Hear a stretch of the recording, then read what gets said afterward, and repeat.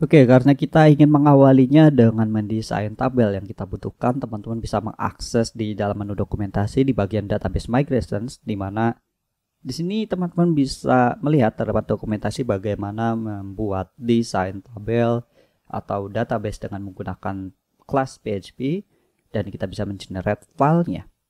Teman-teman bisa baca di sini. Kemudian untuk file yang akan di-generate merupakan format date seperti ini, kemudian dengan nama yang akan kita berikan. Teman-teman bisa membuatnya secara manual seperti ini dengan struktur class dan melakukan extend dari migration. Teman-teman bisa melihat di sini kita bisa menambahkan beberapa field seperti block ID, block title, description. Kemudian di dalamnya kita akan tentukan tipe constraint, apakah nilainya unsigned atau auto increment.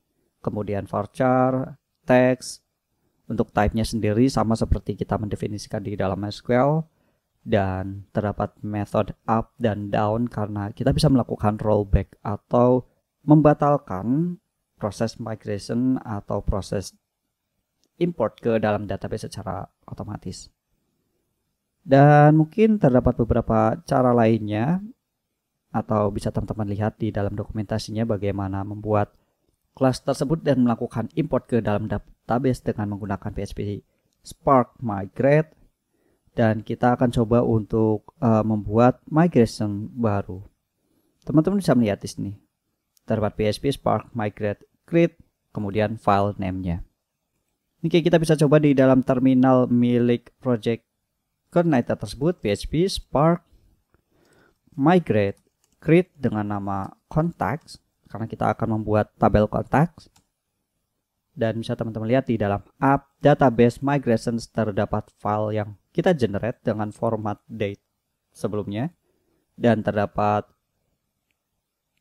dua metode yaitu up dan down, dimana untuk proses migrate atau mengimport ke dalam database, dan down untuk melakukan proses rollback atau membatalkannya. Oke, di sini di dalam migration kita akan coba memberikan beberapa field dengan perintah this, for, kemudian dengan memanggil add field, dan di dalamnya kita akan berikan tipe data array, dan di dalam array tersebut kita akan berikan array lagi untuk ID dengan string ID seperti ini, dan value-nya adalah kita akan menentukan tipenya yaitu integer. Kemudian akan menambahkan constraint, unsigned, seperti ini. Mungkin kita bisa rapihkan. Selanjutnya di sini kita bisa berikan field baru. Mungkin kita akan berikan name karena di dalam kontak terdapat field name juga yang kita bisa isikan, di mana value-nya yaitu terdapat tipe dan constraint atau panjang dari karakter field tersebut. Dan selain ada name, kita bisa tambahkan number, karena kita akan menyimpan nomor kontak dari nama atau data kontak tersebut. Jadi di sini kita akan menggunakan varchar, kemudian maksimal length atau karakternya itu 15, dan no label. Jadi isinya bisa kosong. Oke. Setelah kita menambahkan fieldnya, kita juga bisa menentukan primary key yang akan kita gunakan. Kita akan pass di bawah sini di dalam add field. Di bawah add fields, di sini kita menentukan kolomnya yaitu ID, dan kita akan berikan nilai true untuk menentukan bahwa ID ini merupakan primary key.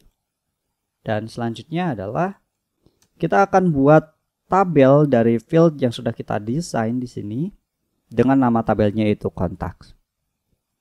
Kemudian di dalam method down di sini kita akan berikan method drop table dari nama kontak tersebut.